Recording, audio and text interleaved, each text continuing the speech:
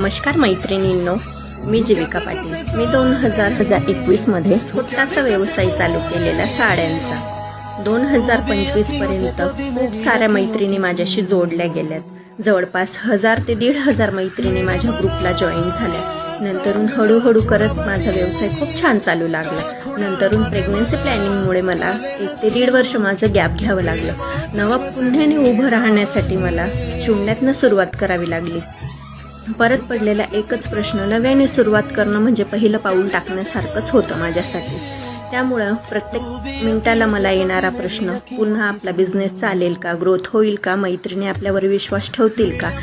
पण ह्या प्रश्नांना माझं कष्टाने केलेल्या कामाचं पोचपावती होती।